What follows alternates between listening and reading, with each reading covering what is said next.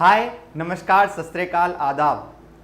Welcome all of you on the online platform of IQ Civils IS Academy, and I am Yogesh Sharma, faculty of CSET, and today I will discuss strategy for CSET, how to qualify CSET in easy way. Okay, so let's start with syllabus, and today I will discuss aptitude syllabus. So all of first math syllabus. Math में आपसे क्या क्या पूछा जाएगा और क्या क्या topics रहेंगे, उनमें कैसे क्वेश्चंस रहेंगे, क्वेश्चंस का टाइप क्या होगा, उन सब मुद्दों पर पहले बात कर लेते हैं। तो फर्स्ट टॉपिक जो है वो है नंबर सिस्टम।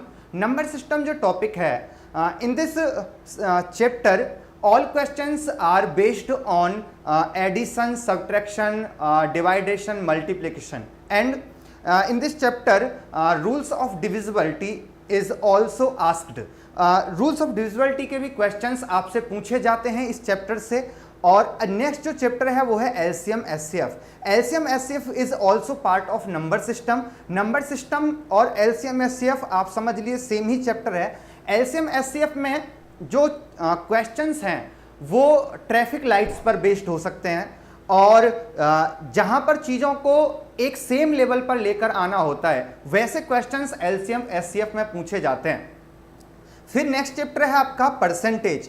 परसेंटेज जो चैप्टर है वो बहुत इंपॉर्टेंट चैप्टर है आपके लिए, very important for CSAT, because interest of both type, simple interest and compound interest, both type are depend on percentage, and also profit and loss is depend on percentage. ये जो percentage chapter है ये actual में इसी का application पूछा जाता है आपसे इंटरेस्ट में भी और प्रॉफिट लॉस में भी। इट मीन्स हम कह सकते हैं जो इंटरेस्ट का टाइप है और प्रॉफिट लॉस है ये परसेंटेज से ही रिलेटेड है। अगर किसी स्टूडेंट को परसेंटेज पर कमांड आ जाती है तो इट मीन्स उसका ये दोनों चैप्टर बहुत अच्छा हो जाएगा।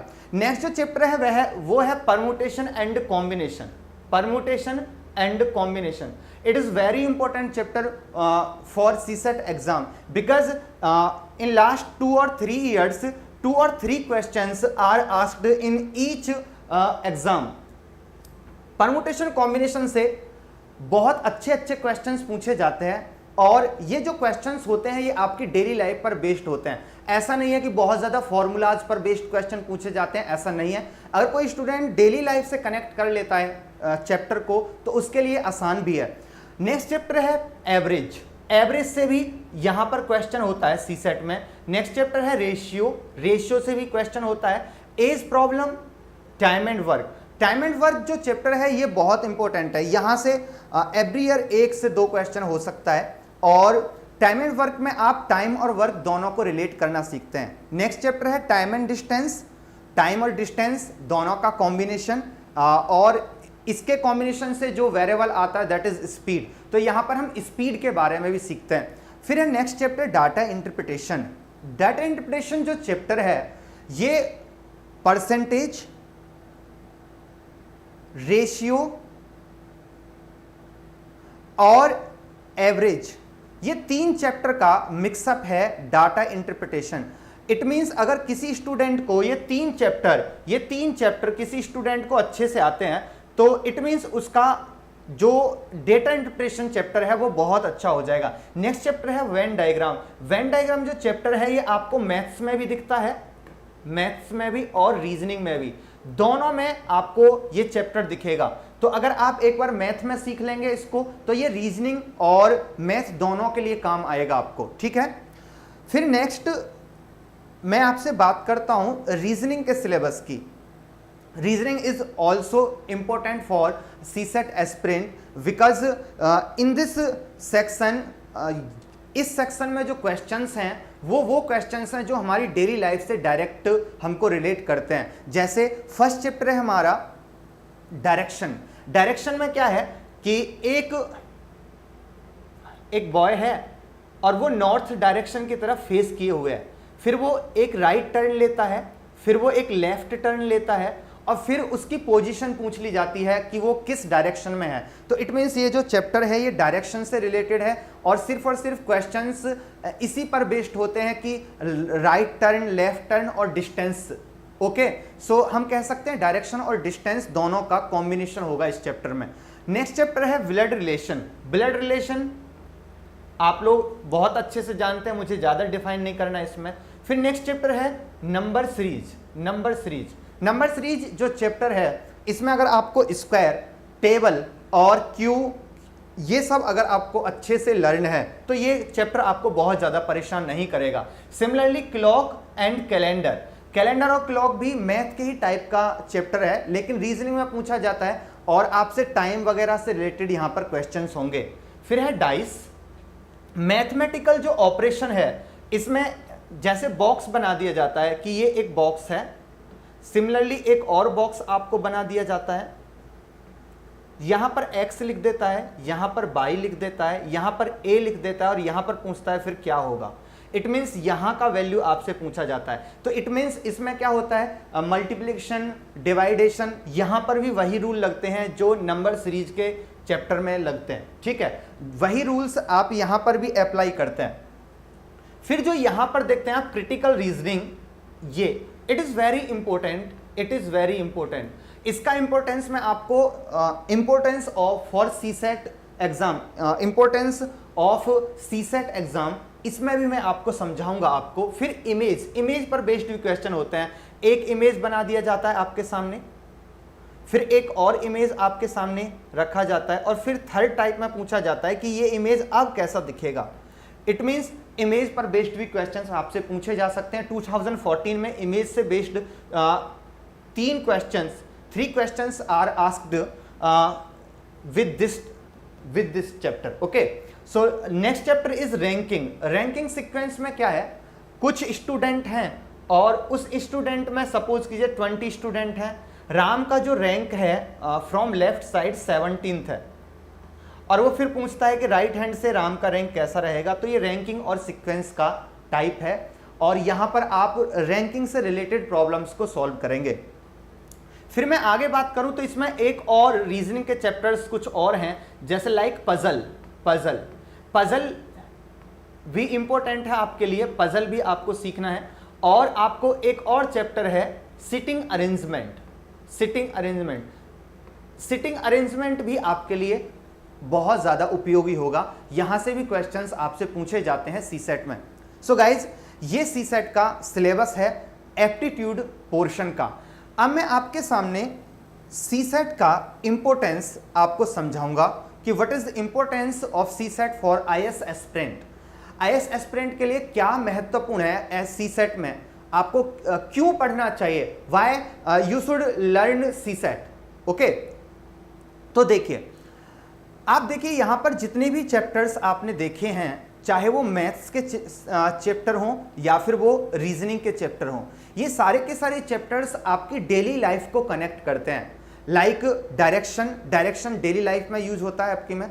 आप ब्लड रिलेशन आपकी डेली लाइफ का पार्ट है। फिर आपसे बात करते हैं क्लॉक, कैलेंडर, ये आपकी डेली लाइफ में यूज हो रहा है। डाइस भी आप यूज करते हैं मैनी टाइम्स। अब यहां पर जो बात कर रहा हूं मैं आपसे, स्टेटमेंट आर्गुमेंट, जो क्रिटिकल रीजनिंग है, जहां आईएएस एस्पिरेंट के लिए इसका इंपॉर्टेंस सिर्फ इसलिए नहीं है कि वो यहां से क्वेश्चन पूछे जाते हैं, एग्जामिनर वो इस क्वेश्चन को सॉल्व करना चाहता है, इसलिए भी इसका इंपॉर्टेंस है क्योंकि ये आपके सोचने का जो एंगल है उसको बहुत ज्यादा वाइड करेगा और आपके एंगल, आपका जो थिंकिंग एंगल है वो बहुत ज्यादा पॉलिश भी होगा। यहां से कैसे, देखिए, स्टेटमेंट एंड आर्गुमेंट। एक आप लाइफ में आर्गुमेंट तो करते हैं, मेनी टाइम्स आपका आर्गुमेंट नेगेटिव हो जाता है, मेनी टाइम्स आपका आर्गुमेंट वीक हो जाता है। तो यहां पर हम वीक आर्गुमेंट और स्ट्रॉन्ग आर्गुमेंट की भी बात करेंगे, पॉजिटिव नेगेटिव आर्गुमेंट की भी बात करेंगे। तो ये इट मीन्स ये जो चैप्टर है ये आपको आर्गुमेंट करना सिखाता है, क्योंकि आप एक आईएएस ऑफिसर हैं तो आपका बोलने का जो वे है वो बहुत ज़्यादा महत्वपूर्ण होगा। तो आप इस चैप्टर से ये सीखेंगे। स्टेटमेंट अजम्पशन मीन्स एक इवेंट के बारे में पहले से एज्यूम कर लेना, एक इवेंट के बारे में पहले से एज्यूम कर लेना कि इस इवेंट का इफेक्ट ये होगा या इस इवेंट को होने से ये प्रभाव होगा, उसको पहले से ही एज्यूम कर लेना, वो अजम्पशन में आप लोग सीखते हैं। ये भी बहुत इंपॉर्टेंट चैप्टर है आपके लिए। दैट नेक्स्ट चैप्टर है कॉज एंड इफेक्ट। किसी कॉज का सोसाइटी में क्या इफेक्ट होता है, या फिर कोई कॉज हुआ है उसका वहां पर क्या इफेक्ट होगा, उस इफेक्ट से रिलेटेड यहां पर क्वेश्चन पूछे जाएंगे किसी कॉज के। ठीक है, तो ये भी आपके सोचने की जो क्षमता है उसको बहुत ज्यादा डेवलप करता है। नेक्स्ट चैप्टर है course of action. Course of action भी सिमिलर टाइप का चैप्टर है। किसी भी प्रॉब्लम के लिए आपका क्या एक्शन होगा, कहीं पर कोई बीमारी फैली है, ठीक है, तो वहां पर आपका क्या एक्शन होगा, कहीं पर बाढ़ आ गई है तो आपका क्या एक्शन होगा वहां पे। तो जब आप एक आईएएस का एग्जाम देकर जब आप सिविल सर्विसेज को ज्वाइन कर लेते हैं तो ये चैप्टर्स जो आपने पढ़े हैं ये आपकी थिंकिंग को, आपकी पर्सनैलिटी को डेवलप कर चुके होते हैं। तो आपको निर्णय लेना कि क्या एक्शन होना चाहिए और किसी इवेंट का वहां पर इफेक्ट क्या पड़ेगा, आपको किसी भी काम को करने से पहले उसको सोच लेना कि इसका इफेक्ट क्या होगा। ये assumption, argument, cause and effect और कोर्स ऑफ एक्शन, असर्शन और रीजन में सीखेंगे आप लोग।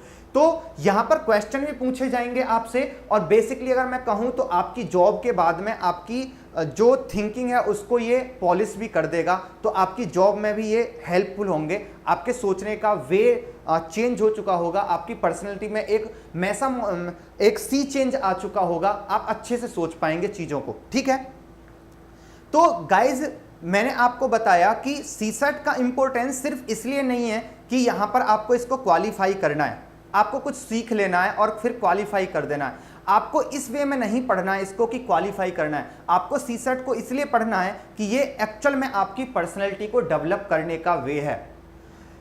2011 में 2011 में सीसेट को इंट्रोड्यूस किया गया।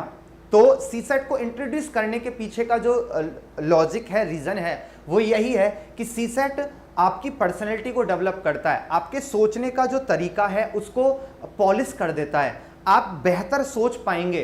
तो सीसेट को सिर्फ आप इसलिए मत पढ़िए, जो इसका एप्टीट्यूड सेक्शन है उसका इंपॉर्टेंस यही है कि ये आपकी लाइफ को और कनेक्ट कर देता है चीज़ों के साथ में। ठीक है, और आपकी पर्सनैलिटी में एक सी चेंज आएगा, आपकी पर्सनैलिटी फुली डेवलप्ड हो चुकी होगी इन चैप्टर्स को पढ़ने के बाद में। अगर मैं कहूं तो इस सीसेट जो है ना एक्चुअल में पर्सनैलिटी डेवलपमेंट है, आपकी पर्सनैलिटी को डेवलप करने का एक वे है, पर्सनैलिटी डेवलपमेंट है, पीडी पर्सनैलिटी डेवलपमेंट है।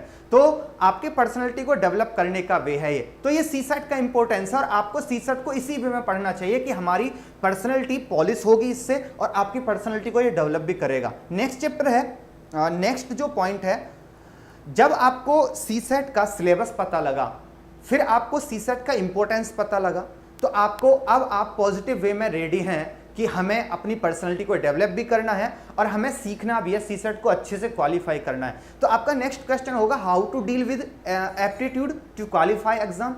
अब हम इसे सीखेंगे कैसे, अब इसको करना कैसे है, तो उसी को बताने के लिए IQ civils IAS academy online भी है, आपके लिए उपलब्ध है।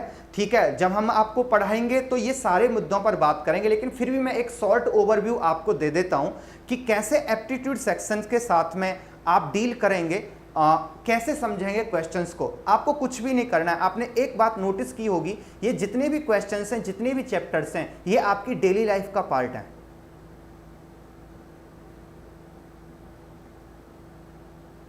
डेली लाइफ का पार्ट है। अगर ये डेली लाइफ का पार्ट है तो हमें लाइफ में ये यूज भी करने हैं, ये हमें लाइफ में यूज भी करने हैं। अगर आपको ये लाइफ में यूज करने हैं तो एक्चुअल में आप इनको पहले से भी यूज कर रहे हैं। अगर हम सोचें तो हम इनको एक्चुअल में पहले से भी यूज कर रहे हैं, गलत तरीके से यूज कर रहे हैं या सही तरीके से यूज कर रहे हैं वो आपको पता होगा, लेकिन हम यूज जरूर कर रहे हैं। तो अगर ये डेली लाइफ का पार्ट है और अगर हम इसे डेली लाइफ से ही कनेक्ट कर दें, लाइक मैथ है, ठीक है, मैथ्स में आप एवरेज देखते हैं, आप रेशियो देखते हैं, आप प्रॉफिट एंड लॉस देखते हैं, आप देखते हैं कंपाउंड इंटरेस्ट, तो आप डेली लाइफ में इनको यूज कर रहे हैं। ठीक है, तो अगर आप इन चैप्टर्स को अपनी डेली लाइफ से और बेहतर कनेक्ट कर दें तो ये चैप्टर सीखना आपके लिए आसान भी होगा और आपके लिए कोई मुश्किल नहीं होगी क्वेश्चंस को सॉल्व करने में, ये मेरा आपसे प्रॉमिस है। आपसे एक बात और जो मुझे बतानी है वो ये है कि आपको फॉर्मूला का यूज नहीं करना है, मैथ में फॉर्मूला का यूज नहीं करना है। आप कहेंगे हम मैथ तो पूरा फॉर्मूला पर ही डिपेंड है, अगर आप फॉर्मूला ही हटा देंगे तो फिर मैथ को सॉल्व कैसे करेंगे। तो मैं आपको बता रहा हूं कि जब मैं आपको पढ़ाता हूं सीसेट में एप्टीट्यूड सेक्शन, तो मैं एक सिंगल फॉर्मूला का यूज नहीं करता हूं। आप पूरे मैथ को पढ़ लेंगे, मैं एक सिंगल फॉर्मूला यूज नहीं करूंगा। अगर कहीं पर भी मैं फॉर्मूला यूज करता हूं तो आप मुझे बता दीजिएगा। विदाउट फॉर्मूला इस मैथ को सीखा जा सकता है, इस मैथ को सॉल्व किया जा सकता है। अगर कोई स्टूडेंट मैथ फॉर्मूला का यूज कर रहा है तो इट मींस वो क्वेश्चंस को सॉल्व कर रहा है, वो समझ नहीं रहा है। तो आपको करना क्या है, आपको फॉर्मूला यूज नहीं करना है, आपको सिर्फ मैथ को डेली लाइफ से कनेक्ट करना है। अगर मैथ डेली लाइफ के साथ में कनेक्ट हो जाएगा, अगर ये डेली लाइफ के साथ में कनेक्ट हो जाएगा, हमें फॉर्मूला यूज करने की कोई जरूरत नहीं पड़ेगी। और अब आपका अगर ये क्वेश्चन है कि how to connect maths with daily life, तो मेरा आपसे आंसर यही होगा कि जब आप क्लास लेते हैं, जैसे अभी IQ सिविल्स IAS अकेडमी आपके लिए एक ऑनलाइन बैच लेकर आ रहे हैं, तो तब जब आप ज्वाइन करेंगे सेशन को तो आपको पता लगेगा कि कैसे मैथ को कनेक्ट कर सकते हैं डेली लाइफ के साथ में। ठीक है गाइज, मैं आपके लिए एक और भी वीडियो लेकर आऊंगा, नेक्स्ट वीडियो, जिसमें मैं एक टॉपिक को आपकी डेली लाइफ से कनेक्ट करके भी दिखाऊंगा कि without formula you can solve math in easy way. Okay, so guys, ये कुछ क्वेश्चंस भी मैं इस सेशन में आपके लिए लाया हूं और मैं आपको यहां पर भी दिखा सकता हूं कि विदाउट फॉर्मूला आप मैथ को सॉल्व कर सकते हैं। और ये जो क्वेश्चंस मैं आपके सामने लाया हूं, ये सारे क्वेश्चंस आपके प्रीवियस ईयर सीसेट का पार्ट हैं। ऐसा नहीं है कि ये क्वेश्चंस मैं अपनी तरफ से बनाकर लाया हूं। All these questions are part of previous year questions of CSAT section. Okay, this question is asked in year 2014। You can see in paper, previous year के पेपर में आप इस क्वेश्चन को देख सकते हैं। 2014 में पूछा हुआ क्वेश्चन है, बहुत अच्छा क्वेश्चन है। क्वेश्चन है टाइम एंड डिस्टेंस का, टाइम एंड डिस्टेंस। आप बताना, आप कोई भी डिस्टेंस कवर करते हैं, उस डिस्टेंस को कवर करने में आपकी कोई स्पीड टाइम लगता है, और उन डिस्टेंस और टाइम का जो कंपैरिजन है, डिस्टेंस का टाइम के साथ में जो रेशियो है, वहां से एक और वेरिएबल राइज होता है, फॉर्मेशन होता है एक और वेरिएबल का, that is speed. Speed is equal to, आपने बहुत पढ़ा होगा 7th 8th में भी आपको टीचर ने पढ़ाया होगा कि speed is equal to distance upon time. यहां पर आप देखिए कि आपने ये फॉर्मूला आपने पढ़ा है, लेकिन आप फॉर्मूला को हटा दीजिए। जैसा कि मैंने आपसे कहा है, आपको फॉर्मूला यूज नहीं करना है। तो अगर आपको फॉर्मूला यूज नहीं करना है तो आप कैसे सॉल्व करेंगे? आपको क्वेश्चन को डेली लाइफ से अटैच करना है और उस क्वेश्चन को सिंपल वे में सिर्फ समझना है। कैसे, देखिए, कह रहा है two cars start towards each other from two places A and B which are at distance of 160 kilometre. A and B point का जो डिस्टेंस है वो 160 किलोमीटर है। 160 किलोमीटर, 160 किलोमीटर है, 160 किलोमीटर है। They start at same time 8:10 AM। It means दोनों car एक same समय पर 8:10 AM पर स्टार्ट होगी। If speed of the car are 50 kilometre per hour and 30 kilometre per hour respectively. It means suppose कीजिए A point है और ये बी पॉइंट है।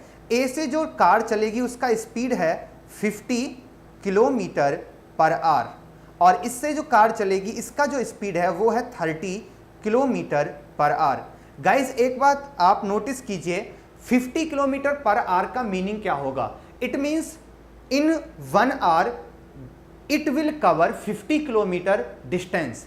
एक घंटे में 50 किलोमीटर का दूरी तय करेगी। अगर ये 1 आवर में 50 किलोमीटर का डिस्टेंस कवर करेगी, 1 hour 50 kilometre, like it in 1 hour it will cover 30 kilometre. ये 30 किलोमीटर का डिस्टेंस कवर करेगी और वो 50 किलोमीटर का डिस्टेंस कवर करेगी। तो अगर टुवर्ड्स ईच अदर, तो इनका इंटरवल कम होता हुआ आएगा। तो हम कह सकते हैं कि 1 आवर में ये जो ये 50 किलोमीटर कवर कर रही है और ये 30 किलोमीटर कवर कर रही है, तो 1 आवर में ये टोटल कितना डिस्टेंस कवर करेंगे एक दूसरे की तरफ आकर? तो आपका आंसर होगा कि 1 आवर में ये 50 किलोमीटर है और वो 30 किलोमीटर है। इट मीन्स ये टोटल 80 किलोमीटर कवर कर रहे हैं 1 आवर में। और कवर कितना कर रहे हैं डिस्टेंस? डिस्टेंस कवर करना है 160 किलोमीटर, तो your answer will be 2 hours. After 2 hours both car will meet each other. 2 hours के बाद में दोनों कार एक दूसरे से मिलेंगी। तो अगर आप देखें तो 8:10 पर दोनों एक दूसरे की तरफ स्टार्ट हुई हैं, तो it means 8:10 plus 2, it means 10 AM both car will meet each other. दोनों कार 10:10 सुबह एक दूसरे को मिलेंगे। गाइस यहां पर मैंने कोई फॉर्मूला यूज किया नहीं, मैंने सिर्फ सिंपली वे में स्पीड को समझा कि ये स्पीड क्या होता है, और मैंने बिना फॉर्मूला के आपके सामने क्वेश्चन सॉल्व किया है। एक और क्वेश्चन देखते हैं, नेक्स्ट क्वेश्चन पर चलते हैं। नेक्स्ट क्वेश्चन है, if 6 men shakes hands from each other, then what will be number of total handshakes exchanged? 6 person है, एक दूसरे से हैंडशेक कर रहे हैं, कितने हैंडशेक वहां पर होंगे, ये क्वेश्चन आपसे पूछा जा रहा है। आप देखिए गाइज, आपको कोई फॉर्मूला यूज नहीं करना है। सपोज कीजिए A, B, C, D, E and F, 1 2 3 4 5 6। जब आप इस क्वेश्चन को पढ़ते हैं तो टीचर्स फॉर्मूला से भी क्वेश्चन सॉल्व करना सिखाते हैं आपको, लेकिन मैं यहां पर यह कहूंगा आपसे कि आप फॉर्मूला का यूज ना कीजिए, आप सिर्फ समझिएगा और इसे डेली लाइफ से कनेक्ट कीजिएगा। देखिए लेट्स स्टार्ट। जो ए है, जिसका नेम ए है, हमने नॉमिनेट कर दिया है। ए नेम का जो पर्सन है वो बी से हैंडशेक करेगा, इट मींस ए बी। ए सी से हैंडशेक करेगा तो ए सी, ए डी से हैंडशेक करेगा तो ए डी, और ए ई से हैंडशेक करेगा तो ए ई, और ए एफ से हैंडशेक करेगा तो ए एफ। इट मींस कितने हैंडशेक हुए यहां पर, 1 2 3 4 एंड 5। ए के लिए 5 हैंडशेक हुए। बी ए से ऑलरेडी हैंडशेक कर चुका है, तो बी फिर से तो ए से हैंडशेक नहीं करेगा।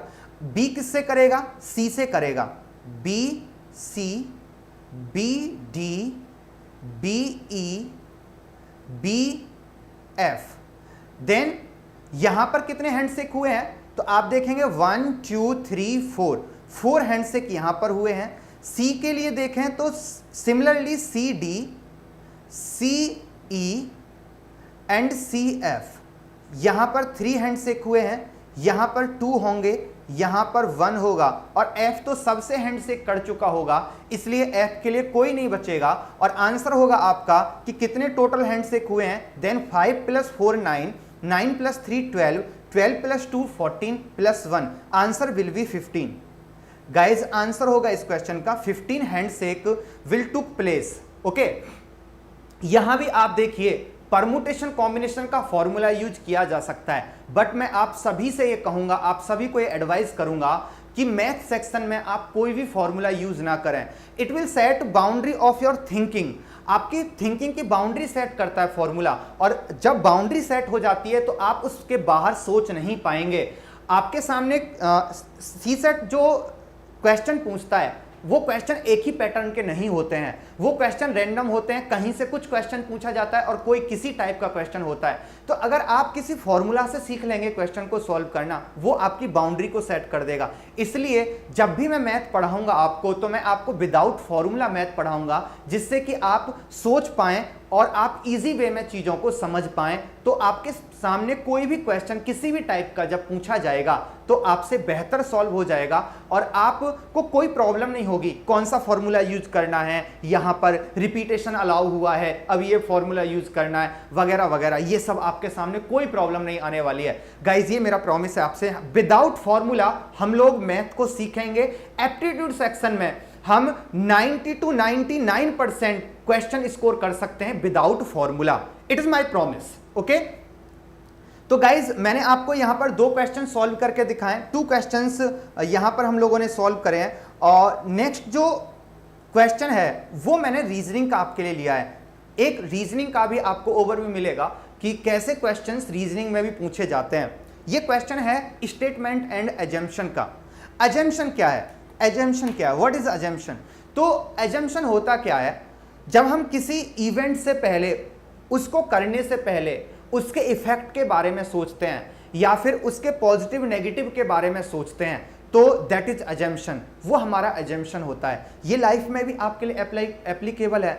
आप कोई भी काम करते हैं, उसको पहले से अगर सोच लेते हैं कि ये इस काम का इफेक्ट ये होगा, इस काम को करने से ये इफेक्ट होगा, वो आपका अजम्पशन होगा। ऐसा नहीं होता है कि वो 100% होता है, ये भी आप ध्यान रखेंगे। अजम्पशन जो होता है वो 100% नहीं होता है, श्योर नहीं होता है, वरना वो अजम्पशन क्यों रहेगा, वो क्या हो जाएगा, श्योरिटी हो जाएगा। 0% भी नहीं होता है, 0% होगा तो हम वो एज्यूम ही नहीं करेंगे, इट मीन्स उसकी पॉसिबिलिटी नहीं है, तो फिर एज्यूम क्यों किया हमने। जो अजम्पशन होता है वो एवरेज होता है। एवरेज मीन्स, इस वर्ड को, ये मैथ का वर्ड है एक्चुअल में ऐसे तो, बट एवरेज जो होता है ना, वो ना तो कम से होता है ना ज़्यादा होता है। एवरेज जो इन बिटवीन होता है, इट मीन्स अजम्पशन 100% ट्रुथ नहीं होता है और 0% भी नहीं होता है। इट मीन्स वो पूरी तरह से असत्य भी नहीं होता है, वो मिडिल में होता है, कहीं हो भी सकता है और नहीं भी हो सकता है, क्योंकि वो आपकी एक थिंकिंग है, आपकी एक कल्पना है, आपकी एक इमेजिनेशन है। ओके, सो गाइज, यहां पर स्टेटमेंट क्या है, many people were caught via railway police while they were trying to cross railway tracks and imposed a heavy penalty before releasing them। Railway police ने कुछ लोगों को पटरियों को क्रॉस करते हुए पकड़ा और उन पर एक हैवी पेनल्टी लगाई। क्यों लगाई, कोई हैवी पेनल्टी क्यों लगाता है?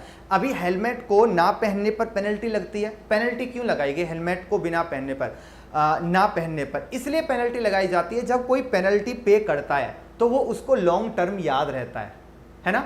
अब वो उस गलती को फिर से नहीं दोहराएगा, इसलिए उसको पेनल्टी किया जाता है, उसको पेनल्टी लगाई जाती है। तो आप देखिए, पेनल्टी लगाने का जो एजम्पशन है, पेनल्टी लगाने के पीछे का जो रीजन है, जो एज्यूम कर रहे हैं लोग, वो एजम्पशन क्या हो सकता है, वो हमारा आंसर है। अब हमको समझना है यहां से एजम्पशन, इनमें से कौन सा एजम्पशन हो सकता है। तो आप देखिए, पीपल में refrain from crossing railway tracks in future. आप बताइए, अगर कोई पेनल्टी ले, किसी ने पेनल्टी पे कर ली है, तो क्या वो नेक्स्ट डे भी पेनल्टी सेम एरर करेगा, सेम गलती करेगा, हाँ सेम मिस्टेक को वो करेगा? आपका आंसर होगा नहीं।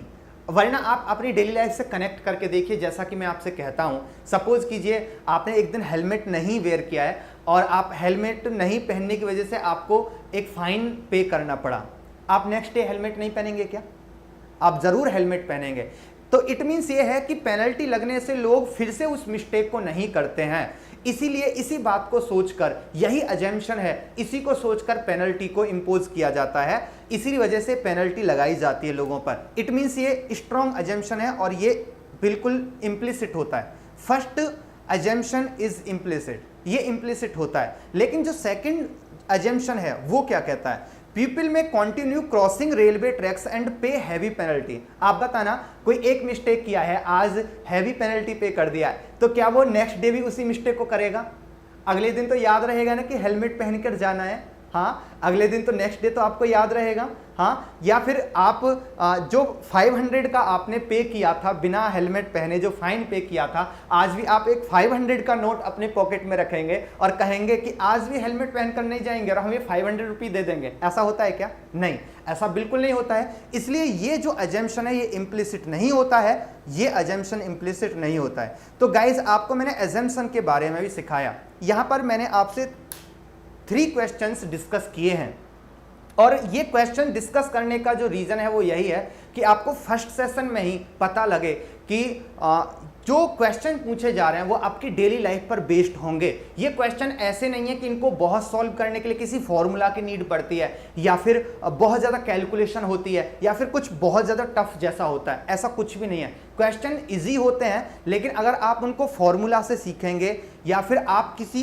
अदर एंगल से सीखेंगे, वही क्वेश्चन टफ बन जाएंगे। नेक्स्ट जो सेशन होगा, जो नेक्स्ट लेक्चर होगा, उसमें मैं आपको एक टॉपिक को आपकी डेली लाइफ से कनेक्ट करके दिखाऊंगा कि अगर फॉर्मूला का यूज करें तो क्या, कैसे सॉल्व होगा क्वेश्चन और कितनी मुश्किलें आएंगी आपको, और विदाउट फॉर्मूला सॉल्व किया जाए तो कैसे सॉल्व कर सकते हैं इजी वे में।